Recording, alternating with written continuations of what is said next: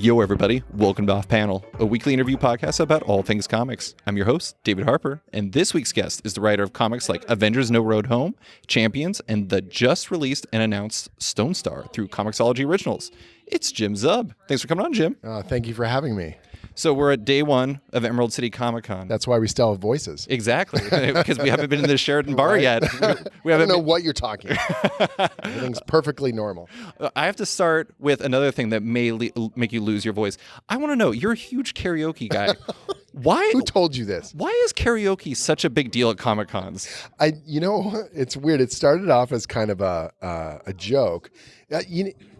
There's a group of us that have come through making our own comics and doing our own thing, and that community aspect of learning from each other and building our careers. And one of the things we would do to sort of blow off steam was we weren't cool enough to go to industry parties and we weren't getting invitations. So we're like, we'll make our own party. And so we would go to these karaoke bars and, guys like Charles Soule and I particularly, but Jeremy Barlow and Dustin Weaver, just a bunch of these guys, they really liked singing. And it was a way for us to cut loose and not talk shop. Right. Not bitch about industry problems or fears, or we would do all that, of course, over the weekend. And you would fear the Reaper, but not the comics. Right. We commiserate, but it was we kept jokingly calling it like sacrificing our sins on the altar of rock. We would be like, we're going to focus on this. We're going to have a really fun time. We're going to be high energy and not worry about the rest. Mm-hmm. And so it became a bit of a tradition. And because Emerald City tends to be the first big show of the year, it's also that first real celebration. And so one of the things that'll happen is a good month out from the show, people are announcing projects or things are happening. Our careers are in a very different place, and it's sometimes very surreal to think about that. But we'll always say like, oh, we're going to celebrate that in Seattle. Oh, we're going to celebrate, like Jody Hauser and I were going back and forth. I think there's like 10 different things we're going to be celebrating this weekend. And one of the ways we'll do that is we try and keep that tradition going. Mm-hmm. And so we've got a real tight-knit little crew of us that's become a larger crew of us that's become multiple parties of karaoke that tend to happen over the weekend. And it's a really fun way. It's no longer about who's working for Marvel, DC, or Image, or Dark Horse, or any of those things. It's sort of like our commonality is music, and our commonality is having fun and cutting loose and just being silly. It's like the softball games they used to have, except for with a lot more music. Right. And there's no one's there to embarrass you or make you feel bad about your song choices. They just want you to have a fun time doing it. And so it's a fun little way to cut loose and be silly and reconnect with, hey, we're all just here to have a good time. Because a lot of this stuff, I love conventions and I love interacting with people, but the more stuff you're doing and the more things that you have coming at you, you are you have to be on all the time, and you have to there's an expectation of everything you say now, particularly social media and everything. You're like, you have to be so careful and you have to be so particular, and you're like, what you want to do is kind of hang out with your friends. And there's a real fun aspect to conventions, and I never want to lose that. Right. If I'm not having any fun over a weekend, like if it's a cold machine-like process, I should stay home. Well, yeah, I mean, I think that comes down to like the comics themselves too. It's like, I was talking to Eric Powell, who did The Goon, and he, 20th anniversary just came up, and he was talking, I think readers can tell when you're not, when you're not feeling it yourself, but then beyond that, like if you're at a con and you're just, you're not doing any favors. Yeah, exactly. Yeah, and one of the most difficult things is you could meet a reader and you have a 2-minute interaction. That might be the only time they ever meet you in your entire career. And they'll have an expectation based on that. Or they'll be like, oh, this is who that person is. Jim was really mean to me or whatever. And you're like, maybe I had a bad burrito. You don't know. Or I just got bad news over email 30 seconds ago on my phone. You don't know, right? So when you're at the table, when you're interacting with people, you have to make that conscious decision to be, I am participating, I'm active with you, I'm engaged, and I want to have this experience just as much as you do. If not, I'll leave the table. Right. Because it's not worth it. It's not worth the embarrassment or the awkwardness of, I'm not trying to give you the brush off, but equally, there's other stuff going on all the time, particularly in a weird space where you're trying to set up meetings or, people are rain checking on a business lunch or an interview isn't time. You're trying to get your schedule figured out, and the busier you get, the crazier that gets, and people are pulling you in all sorts of directions. You have old friends coming around to say hello, while you have a reader trying to get something signed, while people are trying to buy stuff, and some guy's got a CGC witness, and you're just like, oh, these are not terrible problems. I'm thrilled that this is all happening in my career, but you're equally like, holy crap, everyone needs a tiny piece of me in this moment. You know what I want to do? I just want to go out in the evening and not worry about this stuff. Yeah. So let's cue up some tunes and be stupid. Well, I'm going to make you worry about some stuff now. Okay. So we're going to talk about Stone Star, which That's not a worry. which is your newly announced Comixology Originals book, dropping the day this podcast goes up. That's correct. You're doing it much differently. It's the Beyonce drop, as you say in the press release. Yeah. It's just being dropped on Comixology Originals. It's you and Max Dunbar. Right. I want to talk about the why you're doing something like that. And I want to know where this fits in the broader health of the comic book industry. Are you looking to kind of diversify how you're approaching comics because of the way things are? Or is it just a general interest, you want to do something different type of thing? I think I'm experimenting in that sense of Chip Mosier from Comixology Originals approached me, probably over a year ago. And we were talking about the possibilities of doing a project. And, as weird as that sounds, you sort of like, well, why? Why there? What is the advantage of being on Comixology versus a traditional publisher? What is the advantage of digital first and all that sort of stuff? And so I don't want to do it. People do whatever they want. I'm not the kind of person, I don't want to do motion comics. I don't want to do stuff with a soundtrack or comics. I want that storytelling experience. So what is the advantage of digital? So I say, well, flexibility, right? The flexibility of, it's always open. You can access it anywhere. The internet is your sort of, storefront in that regard. So let's use that. Let's do something with that you can only do there and not move away from the medium of comics. I want to have it be a comic, flip the pages, look at the panels, but let's use the digital distribution to its, utmost and try and do something different. And so I said to myself, well, what has been done? What can be done? And that, joke of kind of the Beyonce drop is that idea of you don't pre-announce a thing. Right. That we get inundated with new things. We get told all the time, there's a movie coming out, here's a trailer, here's a teaser, here's the teaser of the teaser, here's the 3-second animated GIF of the teaser of the trailer of the Super Bowl trailer. You're like, we are absolutely sensory overloaded with look over here, look over here, look over here. It's all build. It's crazy, right? But not only that, very few things, unless they are of the hugest media property, are going to be able to retain that momentum. It's just the honest truth, right? And you see, even within comics itself, you can have major movie releases, and the comics themselves don't see very much of a sales push, just because we've now seen hundreds of these, stories now being adapted into different mediums. So we have one chance to make a first impression, and that is your announcement. That is the first impression people have, and it will get them excited to hopefully go out and pre-order or even be vaguely interested to hear more information about it. Well, just like how at those, old Apple keynotes, Steve Jobs would say, here's the new product, go to the Apple now. As I finish the speech, you can go buy it. You can pre-order it, put your money down. Well, that's an advantage of digital. If I say, I have a new thing, when? Now. When can you get it? Now. Right. When's it available? Now. Are you interested? Impulse, check it out. And it particularly, since if you're a Comixology Unlimited subscriber or an Amazon Kindle Unlimited, you get it for free. Right. You just literally go right now, download it, and you get the first issue. You get all the issues. You'll just be able to keep reading the series throughout. So it's the whole series drops? Yeah. Okay. No, the whole series isn't dropping now, but on March 27th. Right. You on March 27th, but you'll be able to keep reading it each issue. I gotcha. Via Unlimited. Yeah. Yeah. So it's this nice thing where the audience base is immediately pretty huge off of Amazon and off of Comixology. The ability for people to access it is instant and everywhere. And if the art excites you and the concept excites you, you don't have to wait. There is no waiting. There is no build up. There is get it, like it, read it, let me know what you think. Yeah. Yeah. I mean, so when we were emailing about this, I brought up Die, Die, Die. The Robert Kirkman, Chris Burnham, Scott Gimple book. What an Skybound. awesome, fun thing that they did with that. I mean, and that's the type of thing you can do if you're a Robert Kirkman, Sure. where you can drop that into orders free and just say, this is a thing that is happening. But even when you read interviews about that was still a huge pain in the butt. Well, yeah. And the thing about the big difference the more I thought about it, the big difference between Die, Die, Die and this is that activation. You can immediately activate. And then the other thing that I think is really interesting for you is it's a different beast, but it kind of reminds me of when you put Skull Kickers out online for free for people to read.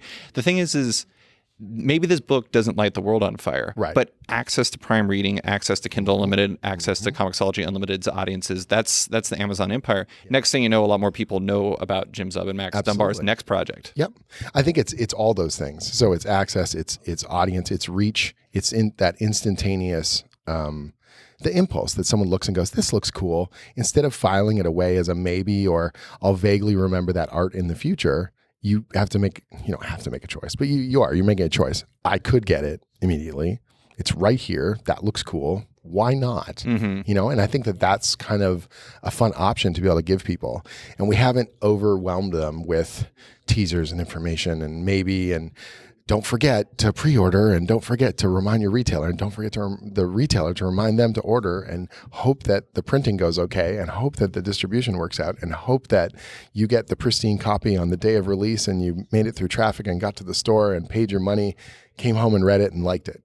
Do you, I mean, you talk to a lot of people at cons, you talk to readers all the time on social media. Do you think that there's a consumer exhaustion to that process? I think there's a media exhaustion. And that's not comics. I think that's just everything. I agree, right? There's a reason why Netflix is so potent, because you don't have to get off your butt.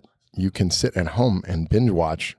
They're an IV of entertainment. Unlimited amount of entertainment, right? That's a very potent source. That's a very potent, particularly if you have great movies, great TV, great documentaries, whatever, and recommendations and engagement on that level. The good and the bad of it is you are competing with everything now. Right. So what is your advantage? Well, if digital, it's distribution, it's flexibility. Let's use both those things and see what happens. And, try and make the best thing we can. Try and make it as fun and put ourselves into it and see what the readership comes back with. And that's what really excites me. And so essentially, Chip Mosier comes to me and says, Comixology. And I say, I would do it because these are the advantages I see. Do you agree? And he was like, I'm up for it. Well, now we're talking, you know what I mean? Because that's something unique that they could offer me that no one else could. So instead of just looking and saying, like a cold machine-like process, do you have money? Yes, no. It was more like, what can you do that another creator-owned publisher can't? Yeah. I mean, when you're talking about the process, I mean, that's one of the difficulties is like, here's a good example. Like, when you're, not to disparage a person who pays some of your bills, but Marvel, when they announced Conan the Barbarian coming back, that was announced in January of 2018. The first issue arrived January of 2019. That means that you're having to you build excitement day one, and you have to somehow continue to build excitement for an entire year. And this is where I think the hardcore comic readership doesn't necessarily have a problem with that, right? Because they're used to that kind of weird hangover process of waiting, pre-ordering, and then getting the gift of thing that they ordered 4 months ago, finally in their inbox, their pull subscription box or whatever. But your average person, if I said to someone on the street, hey, I got a new thing, and you go, when? Eventually. Right. You know what I mean? What do I have to do? Well, in order to do that, you have to go to the store, tell them that you want it. In some cases, put your money down. In other cases, make a promise to them that you're going to pick it up, yada, yada, yada. And this isn't like Amazon, one-click pre-order, it'll show up in your house. Now you have to go back and get it, you know what I mean, at the store. And that's not to disparage comic retailers. I love comics. I love print comics. I love a lot of that stuff. But that can't be the only way of doing things. And so you're like, look, there are movies and we go to the theaters to have a movie experience. And there is Netflix and you click and you have that experience. I've been doing comics through Image for creator-owned. I've been doing Marvel stuff, DC and Dark Horse and IDW and all these different companies. And it's like, cool, this is something different. I want to see how this works. I want to see what we can do with this. and not to be a prima donna, but to sort of go, I want to try this because it hasn't been done this way. Right. And is there value to doing it? Is there excitement in the sense that I can tell you as you listen to this podcast, I hope you're clicking on it, reading it, all that kind of thing, that you don't wait. The minute you heard the name and you saw the art, it's available. Yeah. I mean, I think the thing about it is it's like, it's removing the friction from the buying process. Yeah. It's like, during the Super Bowl year and a half ago, the 2 Super Bowls ago, they announced that Cloverfield Paradox was coming after the Super Bowl. It would be on Netflix. And did it matter if it was good? Right. Not in particular, but tons of people watched it. Absolutely. I watched it because I was like, okay, yeah. It's right there. Yeah, exactly. Yeah. I mean, like, so you're removing that distance. Yeah. And I think that is a really interesting thing to do because, another parallel for you is possibly like the panel syndicate. Yeah. But you're kind of doing panel syndicate with an infrastructure behind you, which is a big deal. You don't have to build your own infrastructure like Marcos and Brian did. What's amazing about panel syndicate is they can, name your own price, which is brilliant. I think that is really, really cool. And I love the flexibility of that. And I love the fact that you want for free, you got for free. You want to pay us what you think it's worth. What do you think it's worth? Mm-hmm. And some people will pay and some people won't, but at least you have access. You have access anywhere and you can do the thing. And then what we're saying is, okay, Amazon, Kindle Unlimited and Comixology Unlimited can make it a front page. You just come to your subscription and they say, want to try this cool thing? Mm-hmm. You pay nothing extra for it. Right. Why not? Right. This looks cool. Mm-hmm. And so now you have a readership that's been built from their momentum that we can start with as a base, plus the people that hopefully like my other work, plus the people that love Max's artwork, plus the concept grabs their attention. And hopefully our little marketing kind of excitement that we create today and moving forward, then ripples that you're like, oh, don't wait, go. Yeah. It's been fun and weird because normally with a Marvel book or something, I work on it many months in advance and the excitement is the announcement and then the weird holding excitement before the release. Mm-hmm. And then you're already on to the next thing and on to the next thing and on to the next thing. Yeah. You know what I mean? And it's here like the announcement is the release. The announcement is the excitement. I've been keeping this a secret and now everybody knows. Go check it out. Yeah. Yeah. So I have to ask, you're a very realistic, pragmatic person. Try to be. You talked about the upside. What's the downside in your mind? I'm sure there's cons on your list. Yeah. Not having a physical book is weird. So are you unable to ever have a physical book? No, that's not the case at all. So there's a digital exclusivity period and we're talking to Amazon. They are very happy with the book. Because they were doing the print on demand thing too. Yeah, they're overjoyed with the way it's coming together and the momentum, and even the as the art's been coming in and we've been building, sort of the marketing around it and talking about where it's going and all this sort of stuff.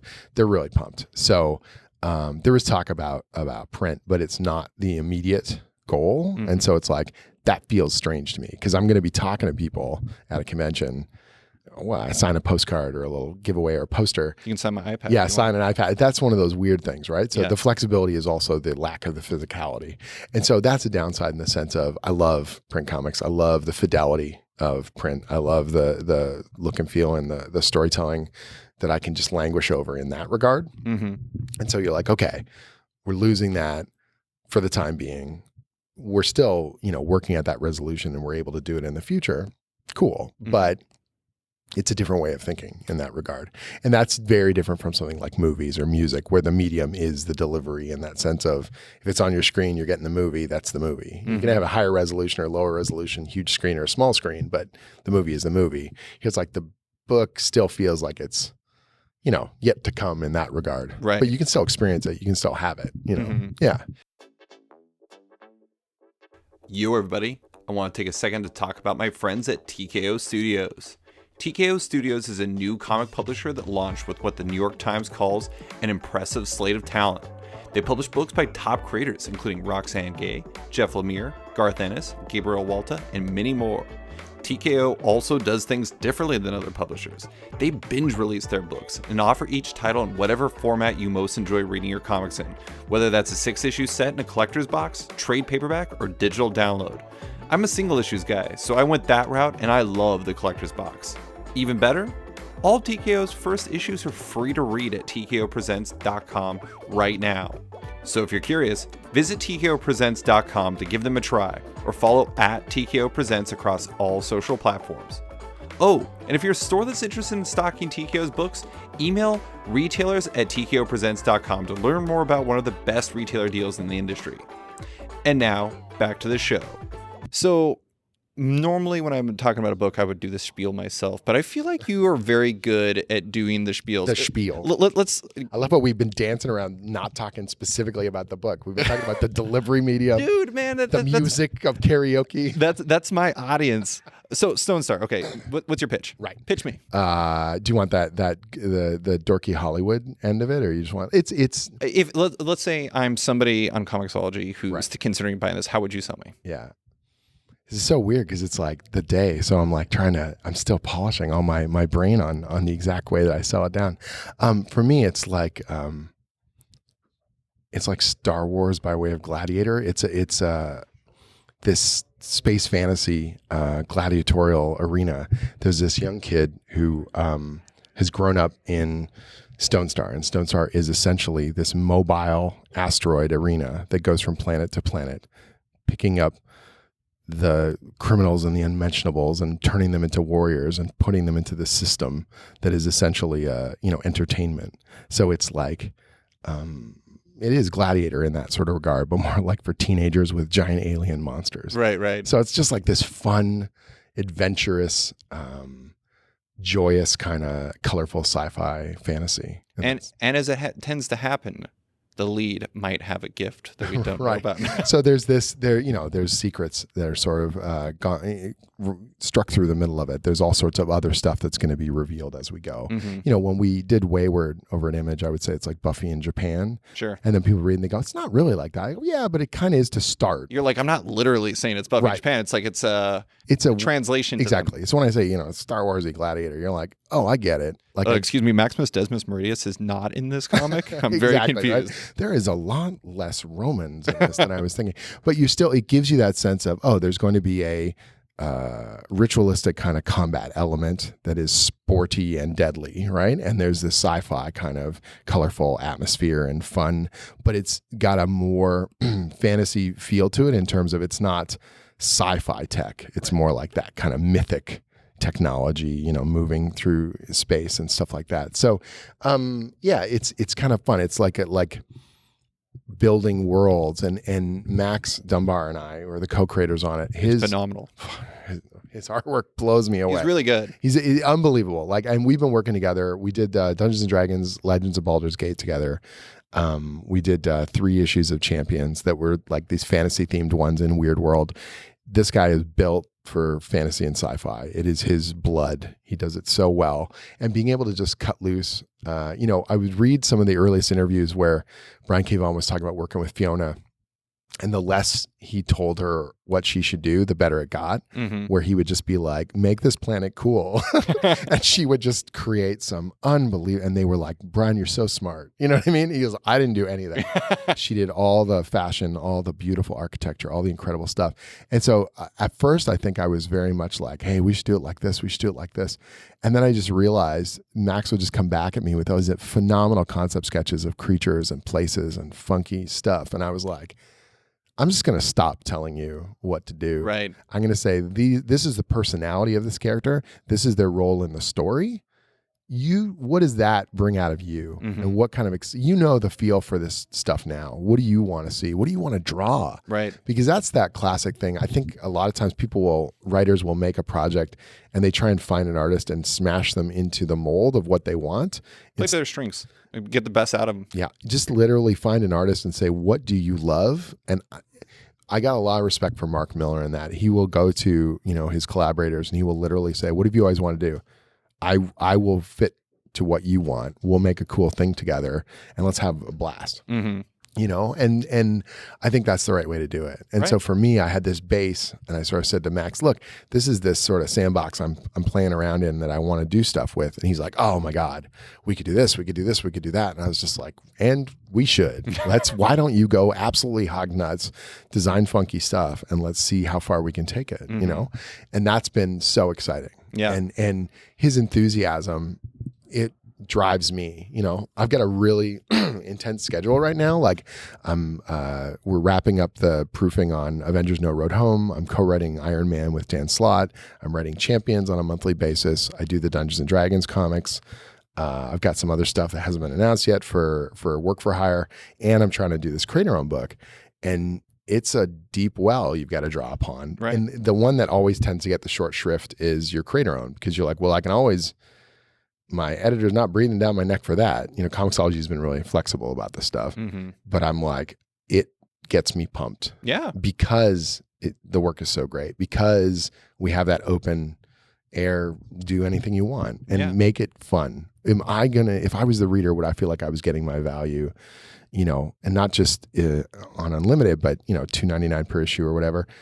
I want you to love this thing. I want you to see that we're enthusiastic and having a blast. And we're skewing, a little kind of young teen I was going to bring that up element. Yeah. And you can see there's some of those tropes in there very much, but there was aspects of Wayward about that too. We sort of started with very much the kind of, stranger in a strange landy sort of teen girl finding her way, and then we would take it in these unexpected directions. And Stone Star very much has some of those elements where we start with some of those tropes that you would recognize, and you kind of go, oh, it's the hidden power, or oh, it's the the bullies and the scavengers and all these kinds of things. And then how can we, over the course of the story, take it in unexpected directions, or undo some of your expectations and reconstruct them and push this thing in cool ways, I think it's really interesting how, to a certain degree, for some readers, there's like, as soon as you bring like younger reader friendly stuff into it, it's like that's almost like a scarlet letter. Yeah. But you look at something like Star Wars.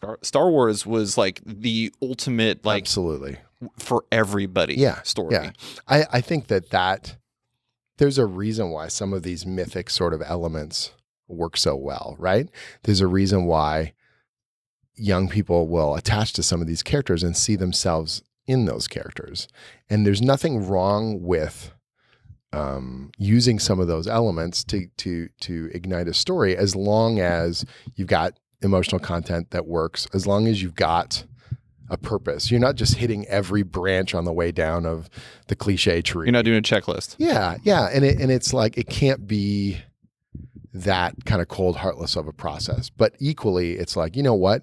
It's nice to be able to jump in and go, what the score is. These characters have these kinds of elements, and let's go. Let's get the action going. Let's have some fun with this and take you on a ride. Right. And Max does such a good job drawing action. He does such a phenomenal job building these places and making them feel lived in and explorable, and that's the kind of stuff that we're really super stoked about with it. Yeah, the thing I was going to say, I mentioned this to Max earlier when I was over by your table. He really reminds me in some ways of like Jake Parker's Skyheart, and then like Kazuki Kibuishi's like Amulet. Yeah. Not so much in specifics in terms of how he delivers stuff, but like the world building and I think a joy. Yeah, I mean, there really is. There's like a joy to the characters, and I think that the Stone Star itself, it's an environment that feels lived in from the start, which is a very positive attribute to it. Yeah, I wanted it when we started talking about design, and we were talking about how this place works, and that this has been going for a while, and it's like built up internal detritus, like people have moved in and people's businesses, there's a community that has to exist. It reminds me a little bit of, and it's not a one-to-one, but the Super Dimensional Fortress Macross, the anime, the classic that got turned into Robotech. When they get trapped in space, all these civilians that were on the island get stuck with them.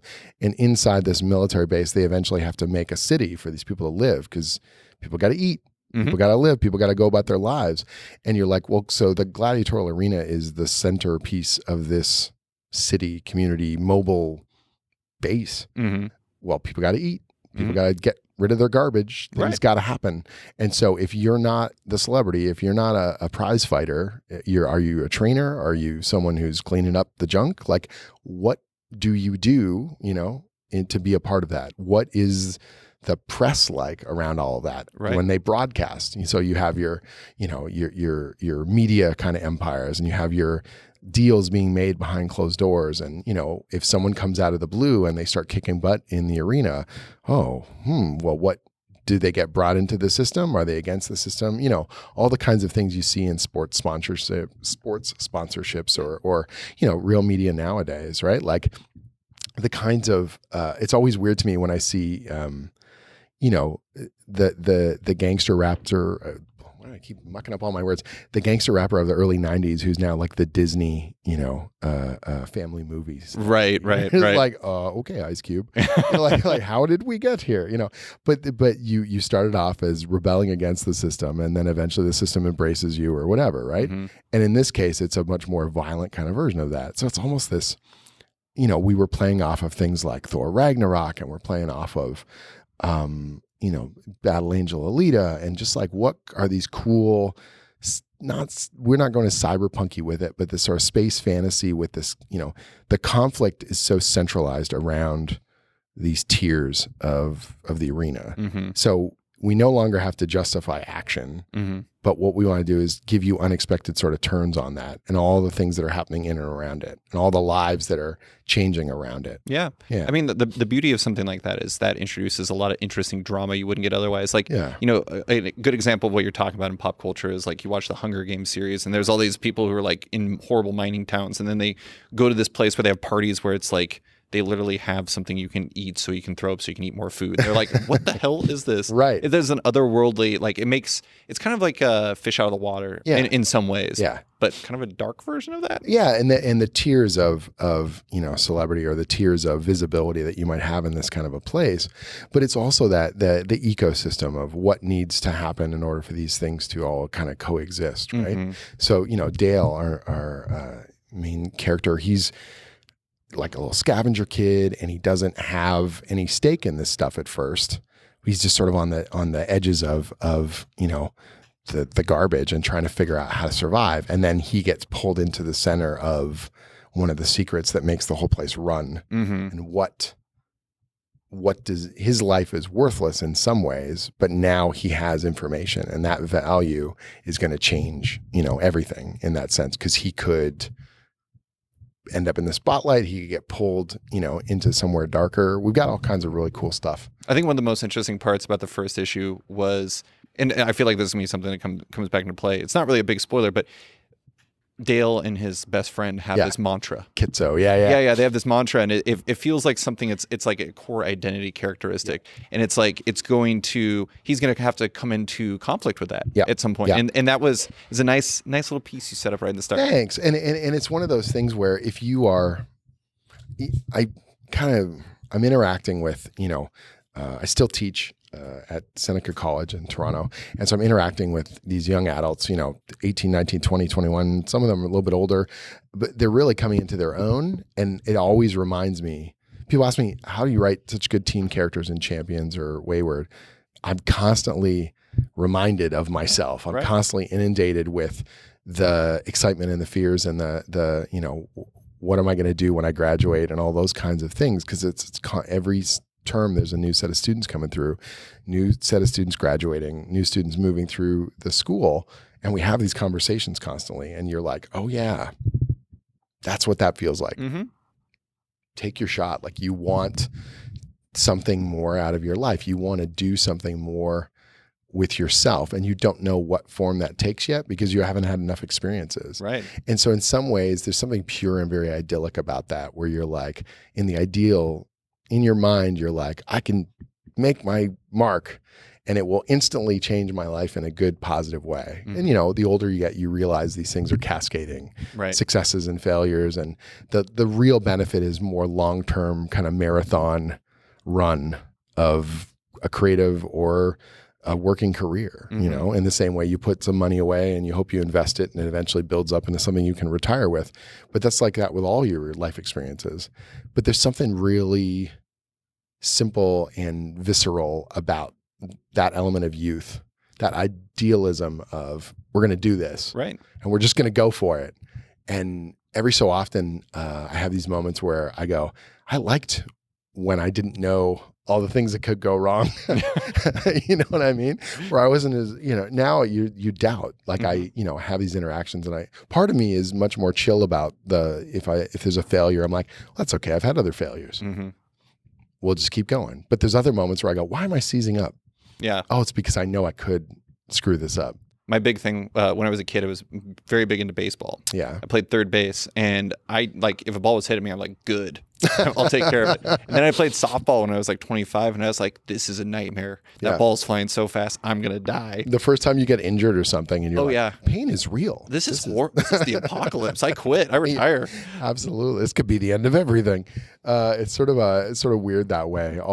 We joke around when you're playing Dungeons and Dragons or something. You make a character and you think you know what that character is going to be about. You have like 2 combats, and all of a sudden you figure out what the character really is, and you could roll just terrible, and then you're like, I guess they're a coward. You're like, I thought they were going to be the legendary hero, but I guess they suck. And that defines everything they do from now on. Right. That first level, we attacked by 2 dire cats, and we ran. And now I'm a coward. This is how you survive, by running forever. It's just so funny like that those kinds of the formative years, as they say, right? Yeah.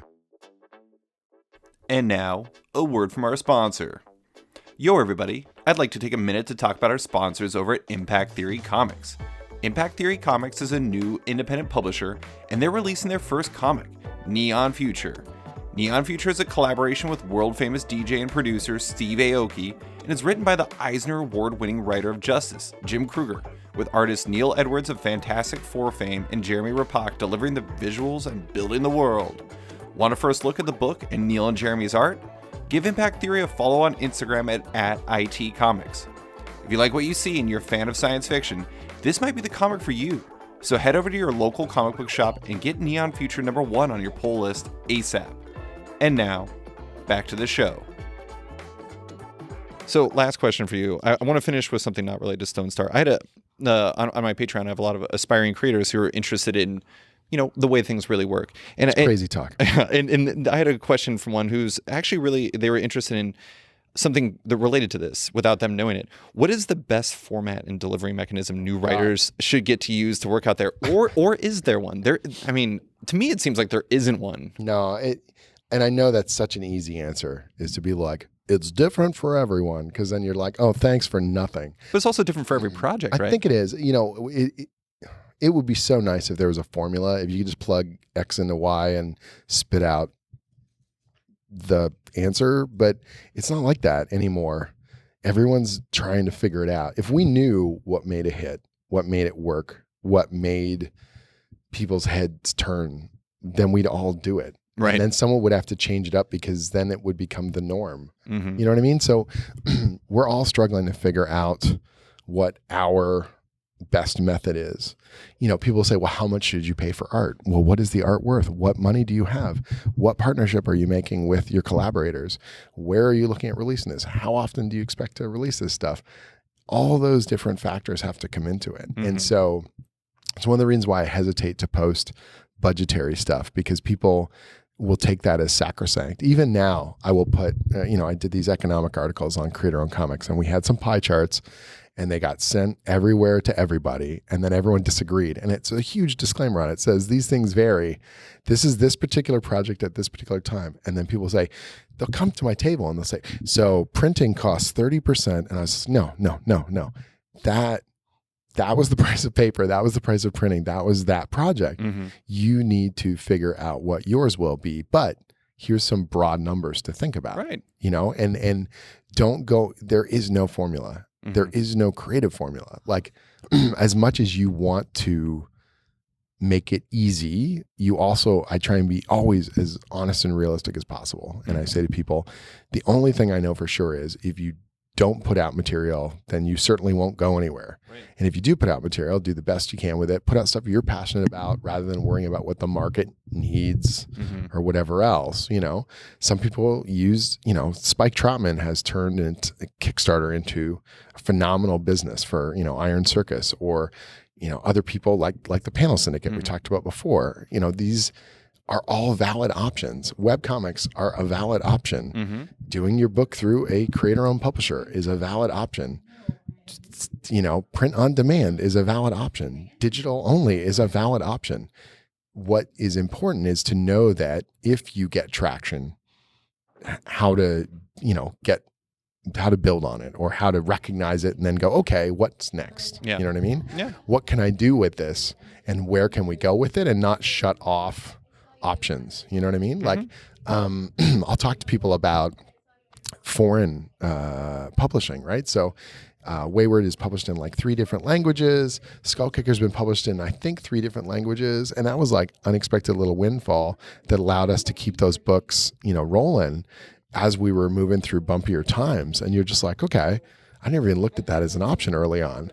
Like, the great thing about talking to Amazon is right from the get-go, we were sort of like, hey, we want to look at French and Spanish stuff for Stone Star. And they're, oh, yeah? I said, yeah. Well, we don't know how they'll do in those markets. Exactly. Why don't we do that? Why don't we look at getting a translation and put that out? So it's one of the other things that we're sort of, circling around for the book. Like, let's explore.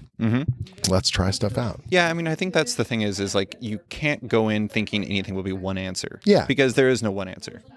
But Jim, I know you got to get back to con. Yeah. That's all I have for you. Thank you so much for taking the time. My absolute pleasure.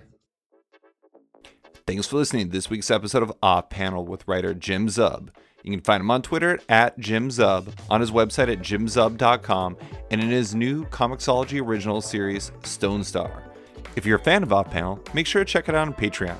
If you back the show on there, you not only support it, but you get early access to each week's podcast, access to exclusive written and audio content, and more. Also, don't forget to subscribe to Off Panel on iTunes or Stitcher and give the show a rating and review while you're at it. You can find Off Panel on social media by liking it on Facebook at /sketched, that's SKTCHD, following it on Twitter at @sketchcomic, or following me at @slicefriedgold. Big thanks to all my existing patrons, including Anthony Rubin, Keegan Ray, Milton Lawson, Wesley Gift, Sean Kirkham, Harry Small, Alistair Ross, Julio Anta, Greg Peterson, Gus, Andrew Scott, Brett A. Schmidt, Jason Goodmanson, Johan Brander, Paul Reinwald, Connor Farner, Vita Ayala, JDC and Matt Gagnon, Aditya Bidikar, Tara Ferguson, Dave Slusher, Kieran Mark Antonio, WMQ Comics, Akil, Greg Lockard, Kokachi, Phil White, Ben Becker, Sean Pinello, Ken Heidelman, Philip Savy, Al Ewing, Ryan Alcock, Nick Michelin, David Kelly, Robert Wilson IV, Nick Paletto, Owen McCree, Brendan Fletcher, Gary Maloney, Jonathan Nilsson, Matthew Groom, Jason Nassie, Adam Bogert, Xavier Files, Maria Schweitzer, Matthew Taylor, Tyler Turner, Nick Patera, Jacob Sorelli, Ford Gilmore, David Baraldi, Evan Blazer, Brian McRae, Ira James Udaskin, Modern Magic Stories, Nick Hall, Bruno Batista, Bobby Angus, Bjorn Basin, John Hendricks, Steve Anderson, Phil Null, Ian Maxfield, Cliff Chang, Benjamin Chipper, Colin McMahon, Chris Palmer, Maxwell Schmidt, Scott McGovern, Nathan Fairbairn, Kat McKenzie, Nicholas Kesslake, Greg Rucka, Adam Highfield, Nicholas Gardner, Andrew Corrigan, Fiona Staples, Chris Morris, Chris O'Halloran, Mark Abnett, Mike Murphy, Michael Shirley, Tom Barnett, Jim DiMonacos, Norbert, Nick Lowe, James Kaplan, and Mission Comics and Art in San Francisco. You guys are all the best. A quick thanks to Upright T-Rex Music, who wrote and performed Off Panel's theme song just for the show. Check out their music on Spotify because it's completely delightful. Thanks for listening, and tune in next week for another episode.